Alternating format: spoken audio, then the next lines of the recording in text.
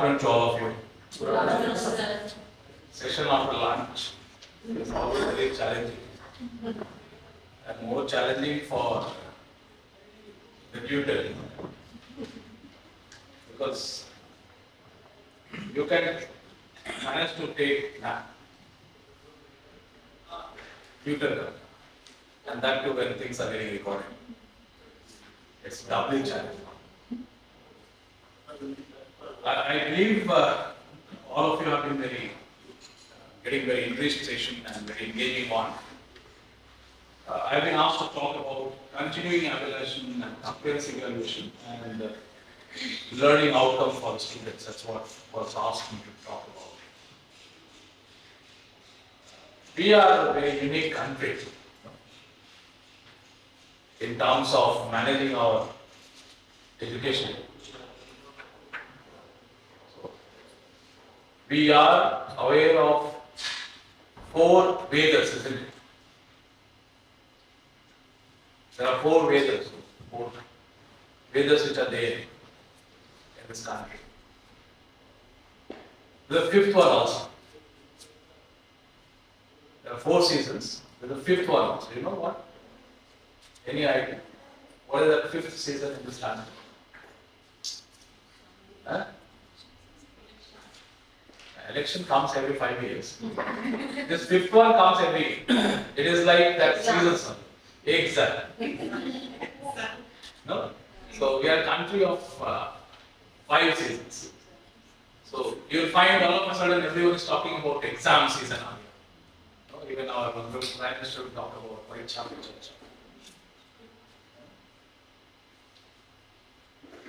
Now this very mindset of connecting everything with the exam, every learning with the exam, creates a sort of challenging atmosphere for the learners. For example, if NLU Tripura decides that for every session there will be some 10 questions to be given to you to answer, I'm very sure you will be tensed, isn't it?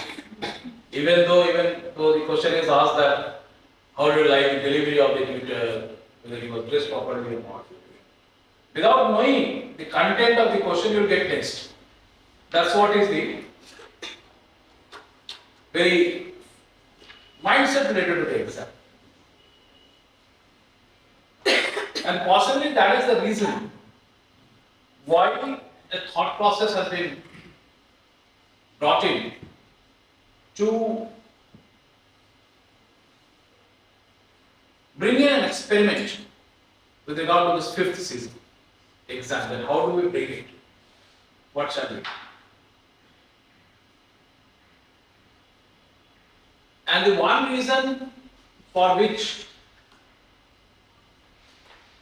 the thought of doing it is also the way our learning process has got transformed in the last few decades or so. Our learning process has been transformed. Teaching learning process has completely undergone change. I believe you would agree with me. When we were students, if the class sessions, if the lecture is full of information, we are very happy. That the session is informative, purpose served, teacher is good. That was the parameter. Then, how you are engaging with the students. And obviously in today's world, when every information is available with just one click away, sharing information is no more the task which we are supposed to undertake. So it has to be informative, it has to be engaging, it has to be enriching, and it has to be also contextualized. Nowadays, you have to make your lecture very contextualized one. That's very important. That how are you connecting it? Context has to be built upon. And then I say on a lighter note that if you are faculty in the law school, law universities, then it has to be engaging, enriching, contextual and all. Plus, it has to be entertaining also. So these days the students make a remark, class was boring. Classes can't be boring. Either it has some substance or it has no substance. How can you say that classes are boring? So what do you expect from a teacher? So these days there is another challenge for a teacher in law school, law university system.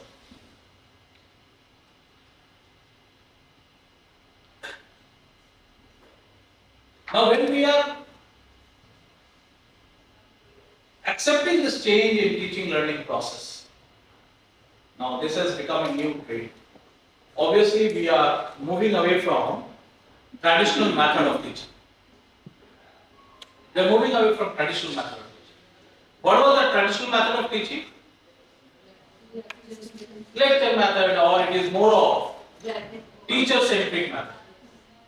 I have learned something, my responsibility is to see that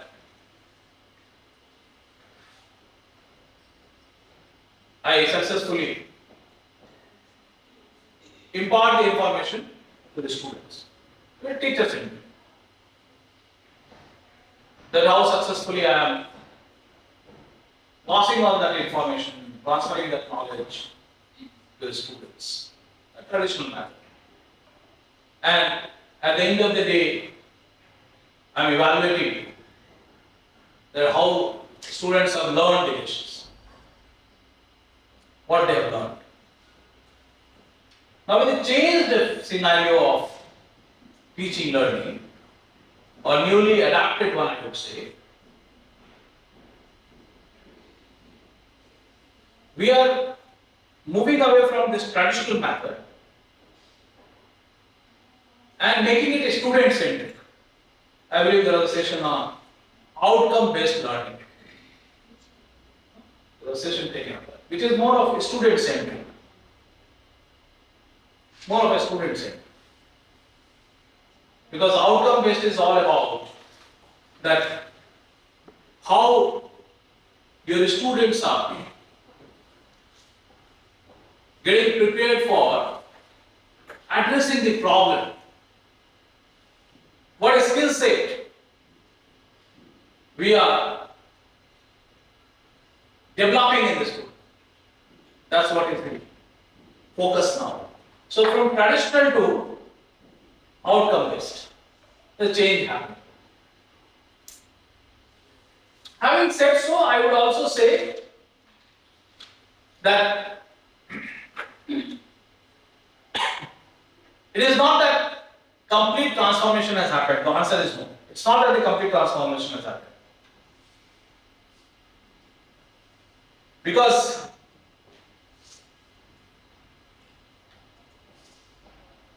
there are some subjects where traditional method is still relevant. No? The subjects which are more theoretical in nature, which has to be teacher-based. Theoretical subjects has to be teacher-based, teacher-centered. There, it should continue to be of that kind of evaluation process. Continue to be the same kind of method. So saying so that one is getting replaced by another may not be a very right way of saying this.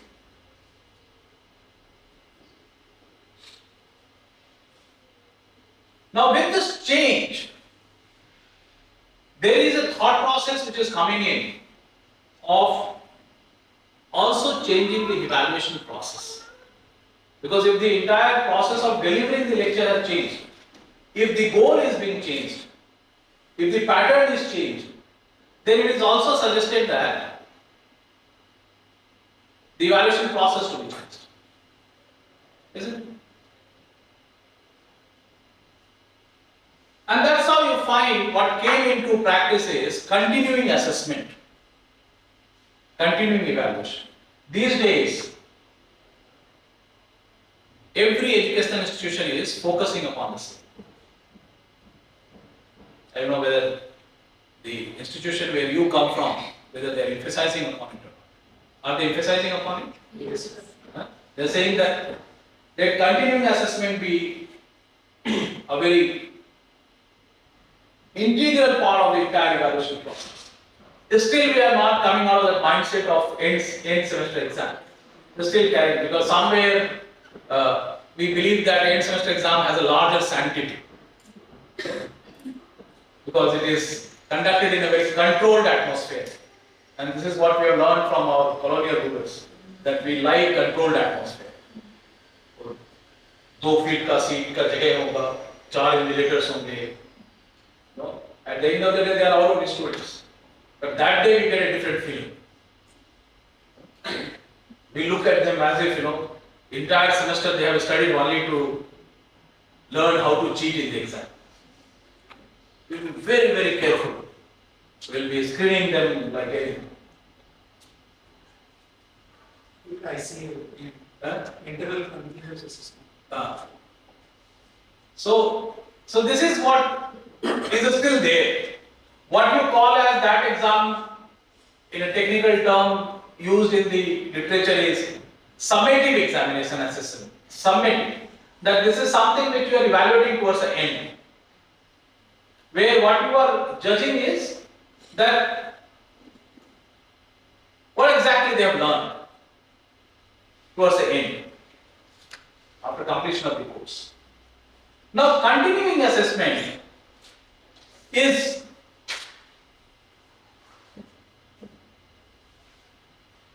aiming towards assessing the students as they move on with their learning.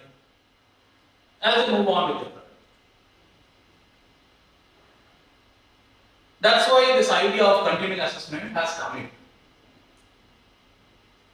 And as I said, that educational institutions are now deliberating upon the issues to increase the proportion of continuing assessment. Like recently, in our institute, in my institute at IIT Kharagpur, we have increased continuing assessment from 20% to 40%. Earlier it was 20%. The division was 20, 30 and 50.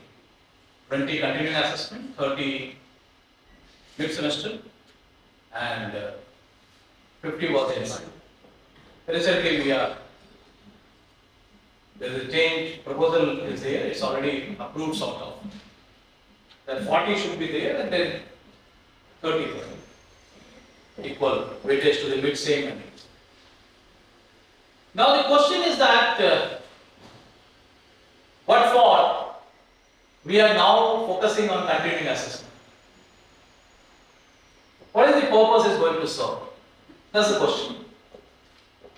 Now I don't know how many of you belong to that system where your head of the department or your vice chancellor says you to prepare a course curriculum with a structuring called course objective, learning outcome, and we do it religiously. COPO mapping that we have to do. Why we do that? Because we have been asked to do that. Very simple.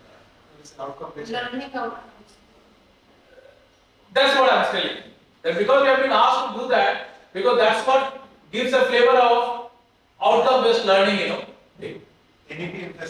But then look at it, I was just talking to the dignitaries who are visiting the university for this program. That look at the is getting recorded. Yes. So look at the you can pause. Okay, it's based on because IPSC में करना है तो we are doing it. But then look at it. Look at the purpose behind it. And therefore, from there you try to assess the strength of continuing assessment as a faculty. One is administration telling you to do that. You keep that thing aside for the time being. And now you revisit the idea of having this method of assessing the student. Now if my entire teaching learning is based on outcome based. How do I assess that? How do I assess that? So now, the assessment is largely based on not what students do not know. It is on the students that what they know. So in this process, what will happen that gradually, incrementally, you will keep on evaluating that what they know, and then accordingly you will build a strategy. That's what is the strength of continuing assessment. Are you following what I am saying? That the strength of continuing assessment is that because you have said that reservation in India is based on class and not caste, then I will conduct a test, I will conduct an exam to analyze that whether students are understanding the difference between caste and class or not. Because caste plus discrimination is prohibited in India.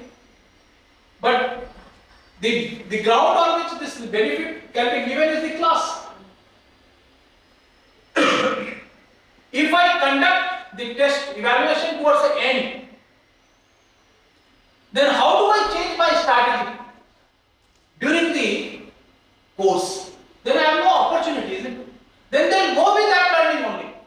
That's why this entire shift has happened. That's why now we are talking about continuing assessment, which is based on the very premise that you assess what they know based on your learning, based on your teaching learning process, and then from there you build a next step. That's the reason when you have been asked to also give a lecture plan, isn't it? You have been asked to give a lecture plan. We give it for the very purpose that because we have been asked to give.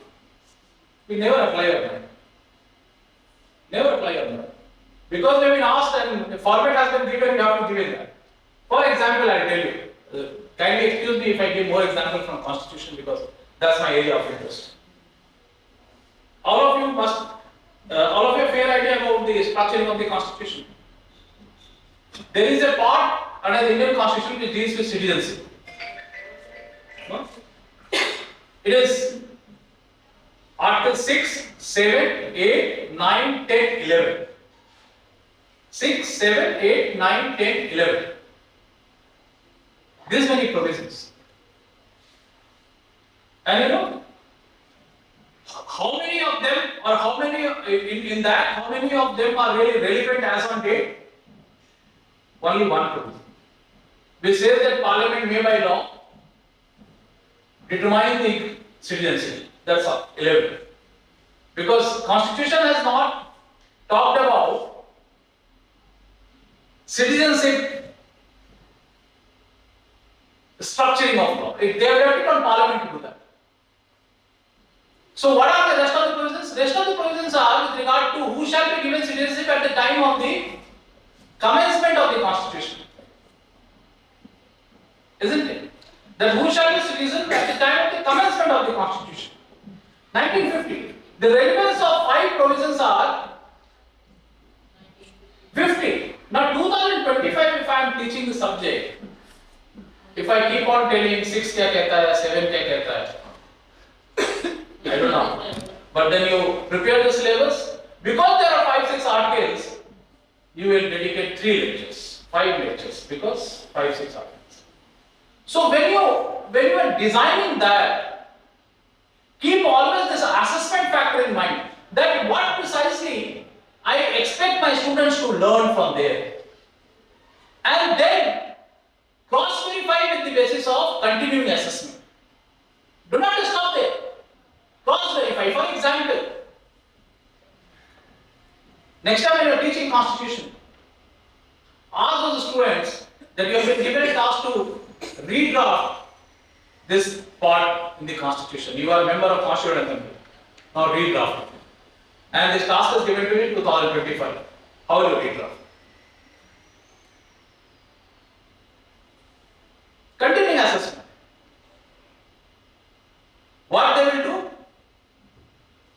they will try to build an understanding that what is the basis of citizenship which has been given under Indian Constitution. Whether it is based on the very factor of birth or very factor of territory. What is the fact? These are two well-known verticals for grant of citizenship across.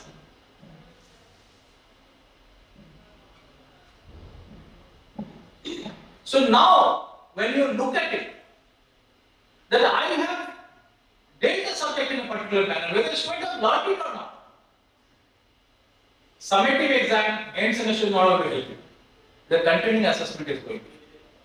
So continuing assessment is a very effective tool, I would say, in assessing your strength. Assessing your strength and assessing the positioning of the learners. Then what they have learned, where they stand, and why that assessment? Because you are still in the mid of the course. Still you are teaching the subject. So accordingly you change the strategy, you build the strategy, so that at the end of the day, that outcome-based learning turns to be a really outcome-based learning. Because outcome-based learning is based on a premise that the learner is ready to go for the market. That's what is the outcome-based learning. They're ready to go for the market. The market need not invest again. That you are supposed to do that. So continuing assessment is integral part. It serves that purpose. So next time, when you look at this 20%, 30%, continue, try to understand that what exactly is the thought process. And accordingly ask the questions. Because believe me, I mean somehow there is a understanding that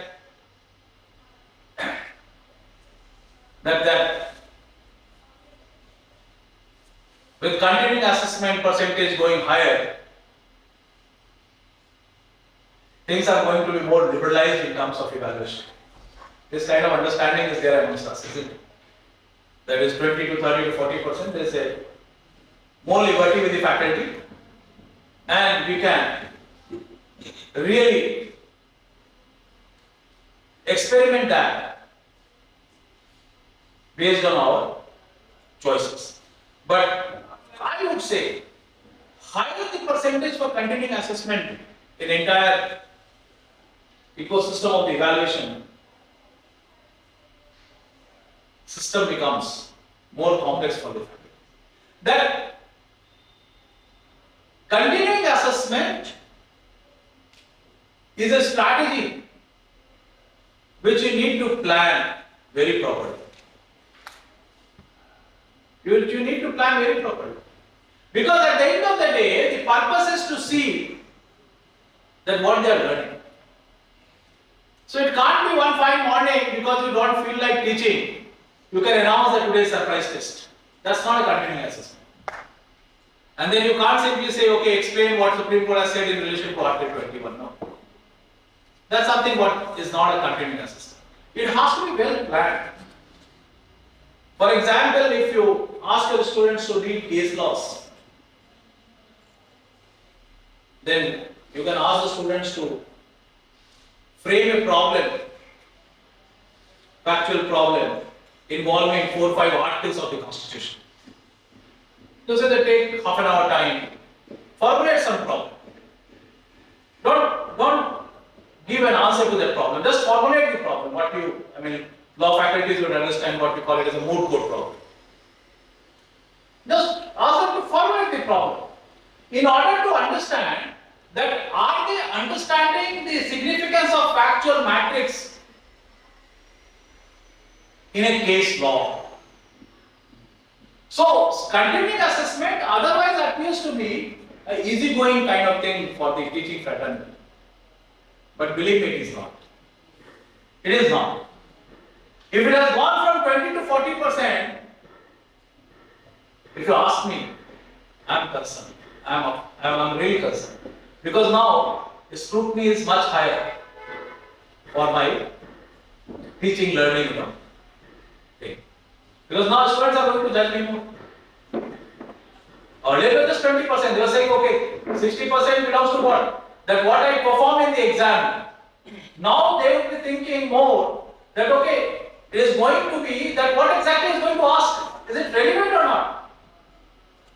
What questions is asking me in continuing assessment in order to see that my understanding is improving. That's equally important. So believe me, it requires a sort of strategy, planning and training to conduct continuing assessment in an effective way. It shouldn't be simply a case of surprise test. It shouldn't be a case of a surprise test, which generally what we engage into, honestly speaking. Continuing assessment for us is no teaching day. That's how we take it.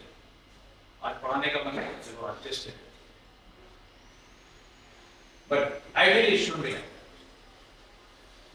Because purpose is to make that outcome-based learning a reality. Purpose is to see that rote learning is not coming back through a backdoor channel. That's equally important.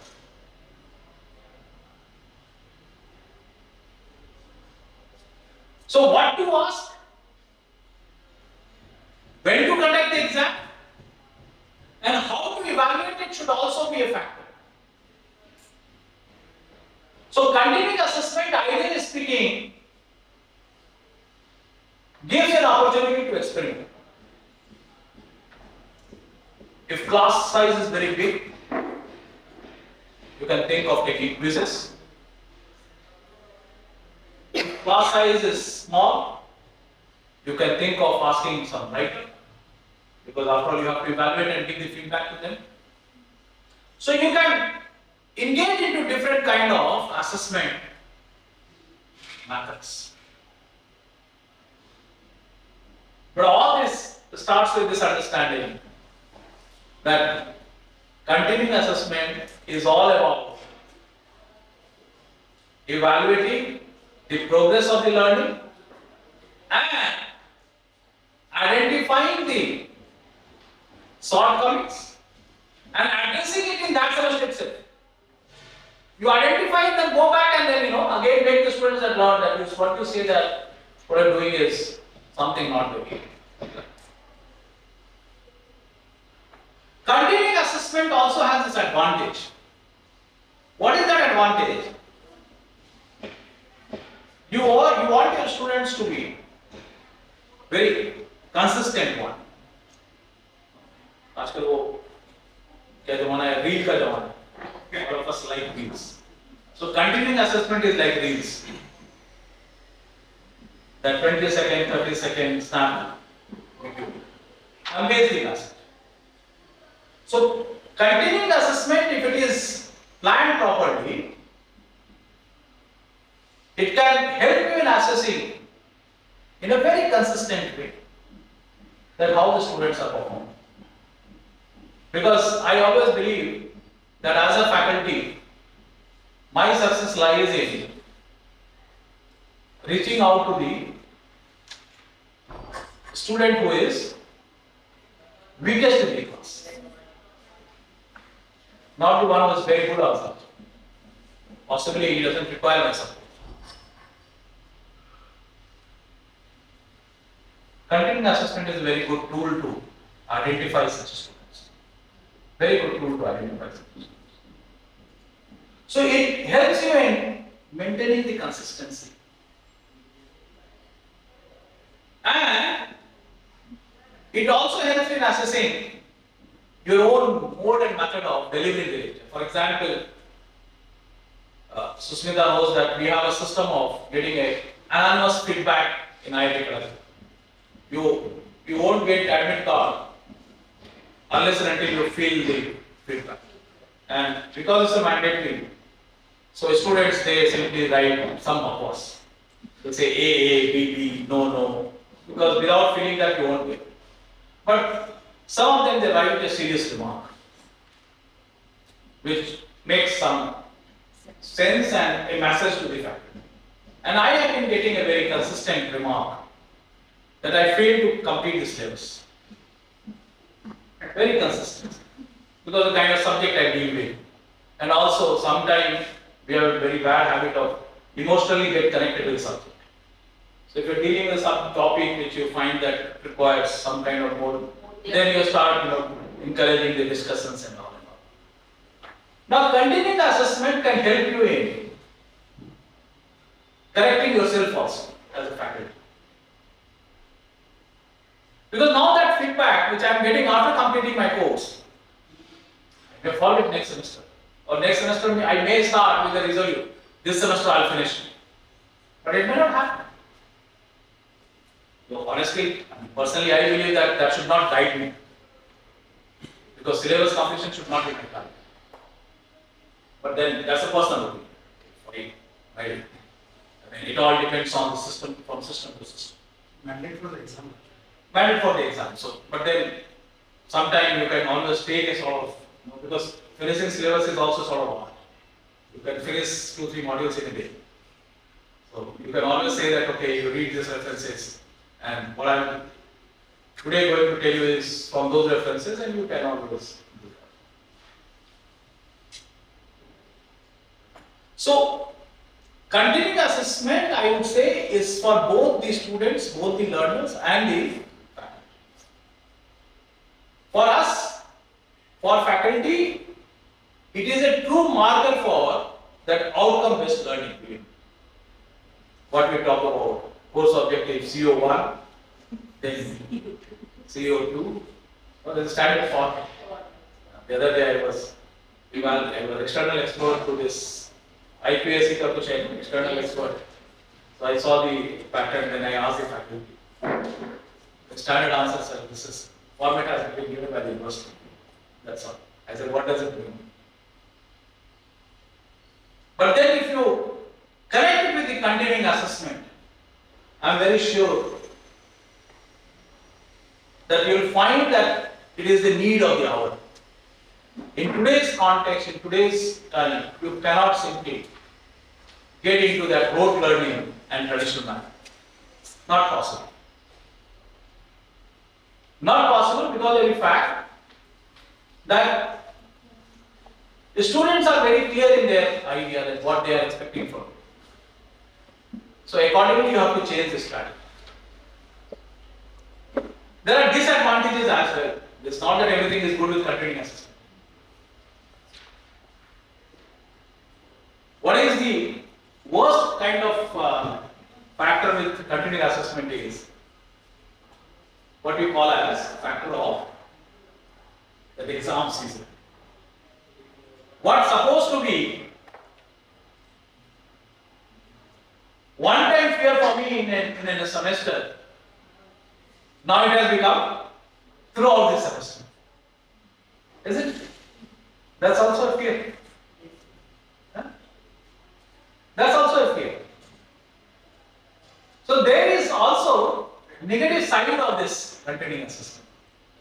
That what you attempted to take it away, is it returning back from the back door? Is it? Like every semester if I announce the exam, believe me, the students won't like it. But then continuing assessment, let it be every semester, what is the big deal? So one has to keep this in mind, that when you are designing continuing assessment planning, it shouldn't be that fear thing should not come in. You shouldn't be bringing back that stress factor, which is an attempt to address through this continuing assessment. So there is a disadvantage as well. Another disadvantage in considering the India's education system is subjectivity. Continuing assessment potentially may bring in a lot of subjectivity, isn't it? As a faculty, I have been given a choice how to conduct a test, and as a faculty, I have been given a choice how to evaluate the students. Subjectivity may creep in. Very much possible. Now, how do we address that? One way of addressing it is certainly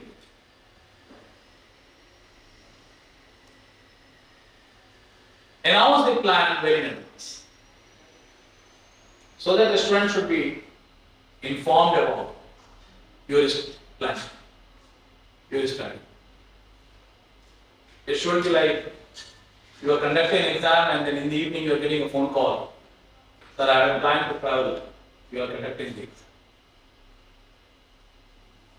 What do you want to do?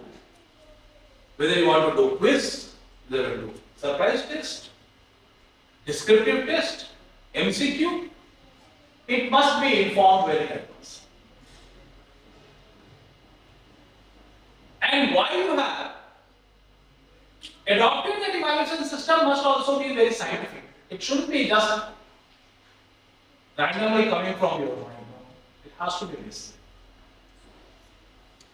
As I said, MCQ could be a good way of evaluating bigger class. If the class size is small, group discussion could be a good way to evaluate. If class size is small, group project is a good way to evaluate. But then it has to be well planned and well strategic. Well built strategy should be there. That's something which is very, very important.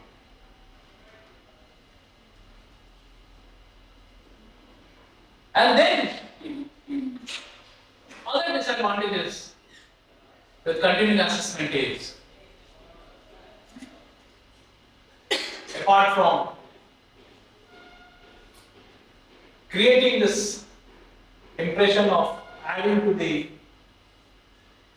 academic pressure on the student, it also in a way breaks the chain of learning. If you look at continuing assessment, it breaks the chain of learning. I wanted to teach for 1 month and then want to conduct the exam. No, I've been asked to conduct the exam every week. It breaks the chain. If I've been asked to conduct 4 tests, how shall I plan it? First 2 weeks, I shouldn't be asked to conduct any exam, because first 2 weeks is something like students are still getting up with this content, with the subject. So disadvantages are also there with the continuing assessment. It's not that it's only advantage. There are there. So you need to address both. Now coming to the question on, there is another thing which I was told to talk about is about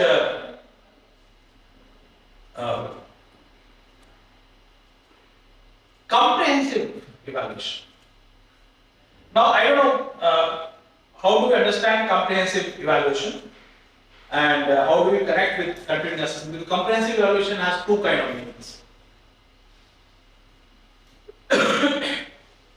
One, which is widely accepted, is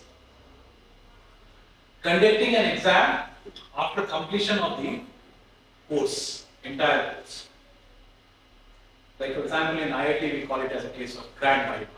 Very scary one. Very scary one.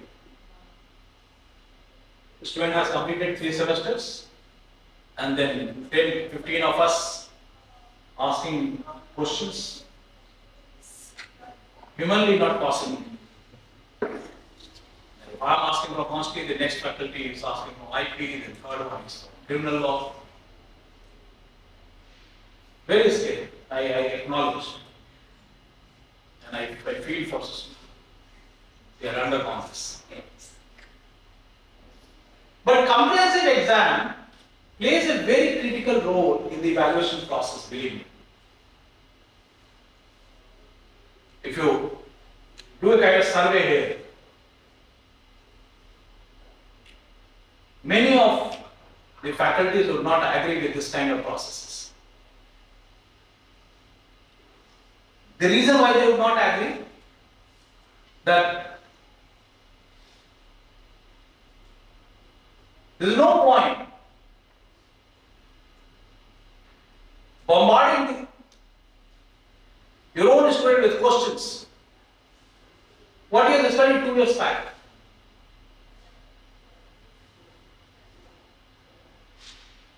But then, it all depends on how comprehensive examination they are structuring. And that's why you find that good number of universities in abroad, they keep it as a part of the evaluation process. So what is the benefit of comprehensive exam?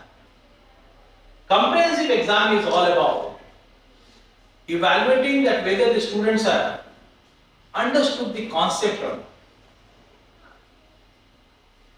So there you do not ask the difference between culpable homicide and murder.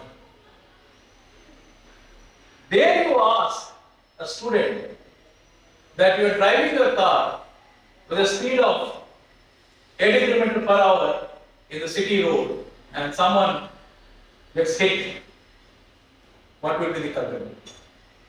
And you are driving your car on national highway with 80 km per hour, someone gets hit, what will be the culpable? One case it would be certainly a case of murder. If you are driving a car to 80 km per hour in the city, you know very well that your intent is to kill someone. You are driving 80 km per hour on national highway, your intent is not to kill. It is by accident. So you ask, comprehensive exam is all about testing that. That if a problem is given to you, how are you going to address the problem? Based on your learning for that program. That you have learned there for 3 years or 5 years. Now towards the end you are being asked to answer such situations. Or give the contesting propositions. Contesting propositions. For example, we talk about development of indigenous communities. Does it mean that the way they are living now, they are not to be called as developed?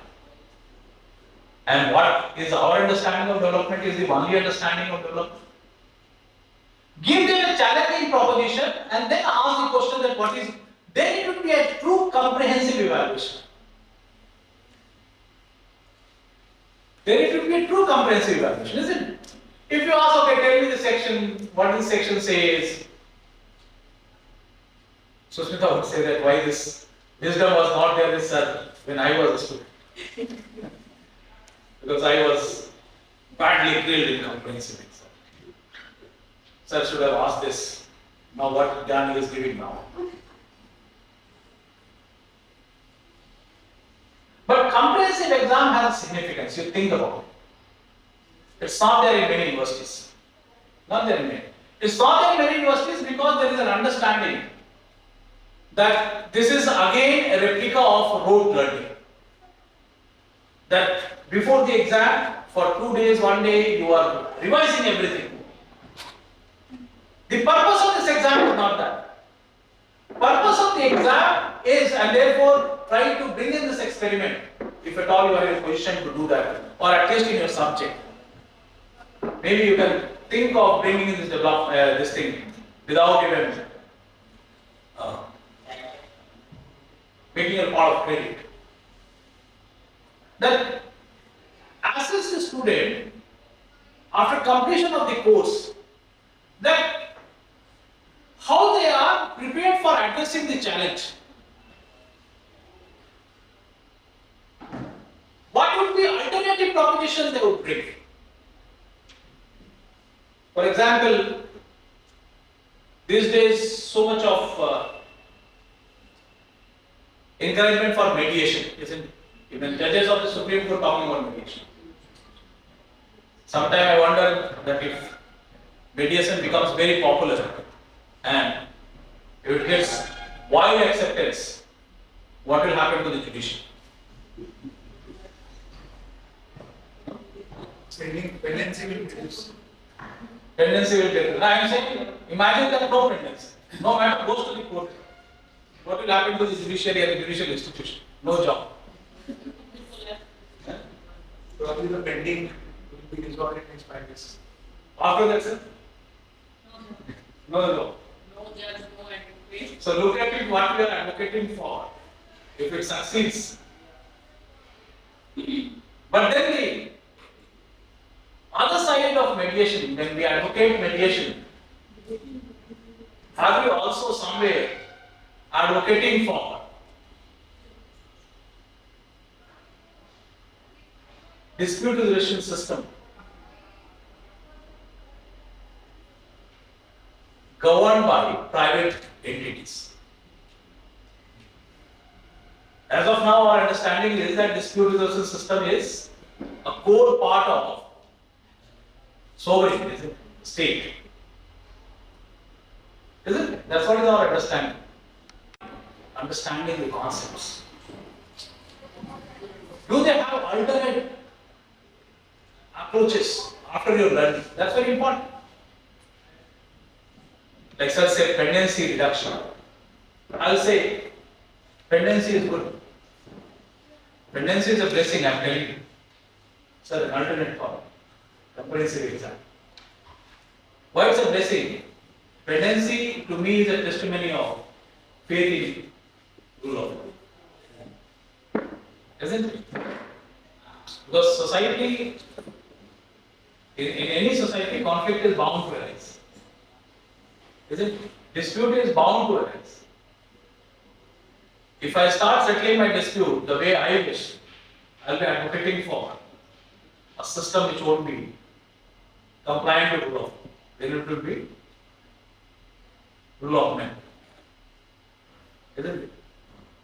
So pendency is not bad. Alternate thought. It's not that it's good also, but alternate thought. So comprehensive exam must be based on this premise. So where you see continuing assessment as a strength for assessing the performance, strength for constant improvement, strength for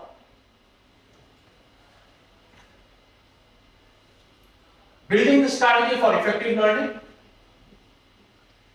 Comprehensive evaluation is a process of examining that critical thinking, not note, where the idea is to create a learning ecosystem with student-centric approach.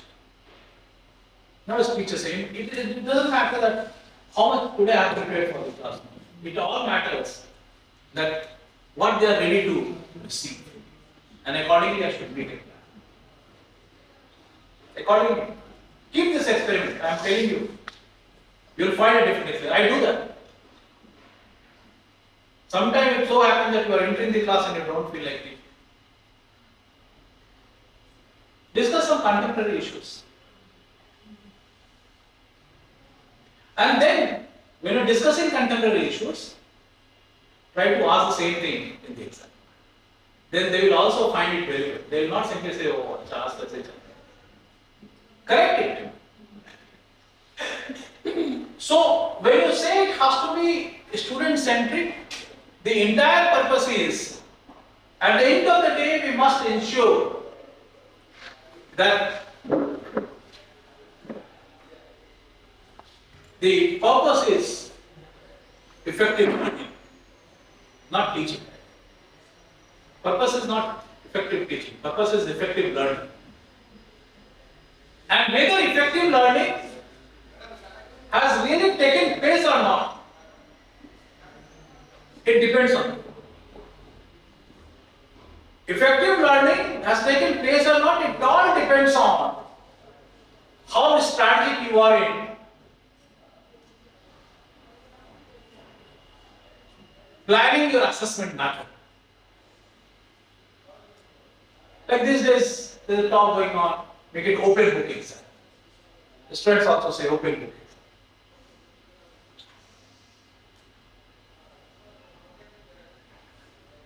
Give open book exam. Ask the student that why there is no caretaker chief minister in the state. Have you ever heard about caretaker chief minister in the state? But there is a caretaker prime minister in the central. Have you heard about caretaker chief minister in the state, any state? Till date. But we have a system of caretaker prime minister. Isn't it? We have never heard that if the prime minister loses the confidence and there is no one can form the government, president directly rules the country. No. There is always a caretaker prime minister. Huh? Back in period. Isn't it?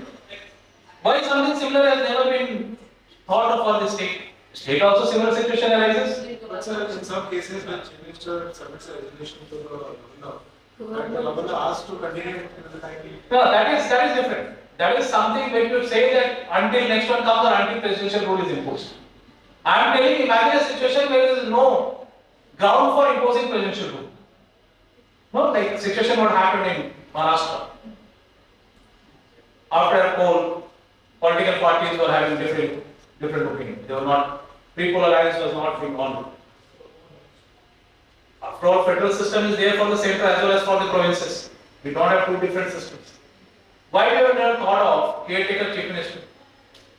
Why if there is a vacuum, there has to be always presidential rule in the state? Huh? Presidential rule has a ground, only when the constitutional machinery fails, break down. Isn't it? So give open book exam, ask the student to give a critique of this, that can it be possible to have, let them refer whatever they want to refer. Let them refer to S-R Mumbai, whatever case was. I mean, those who are from law background, they would accept it. Let them refer everything. So give them open book exam depending upon what you are asking. So then in that case, the book is not going to give an answer. Book is going to give a clue to them. And let it be open book. So, continuing assessment and comprehensive evaluation is based on this. And that's what is a true parameter for that student learning outcome. That are they learning or not to be evaluated on that. I strongly advocate for it. That it should be a very, very thoughtfully designed exercise. It shouldn't be just because the university has said 20%, 30% continuing assessment you should go for it. No. Think about it that what is I am going to ask, which will be an evaluation for both, for the students and for the me. That's something which is very good. In a class of 120, if you have to conduct 5 times, work-life balance is gone. Even at home, you are carrying the answer still to evaluate. So you have to also think about it. At the end of the day, it shouldn't disturb your personal space also.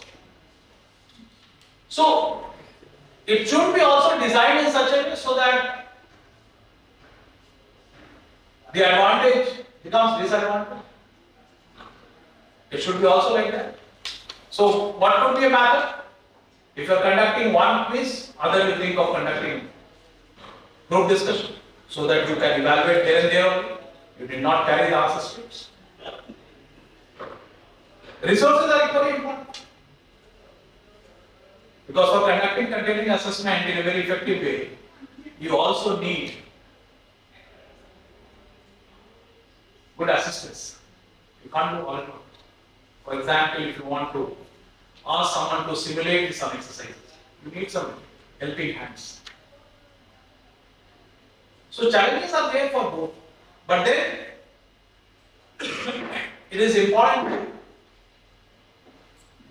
to reiterate that there is a defined purpose for continuing assessment, and the purpose is to see that students' assessment performance is regularly evaluated.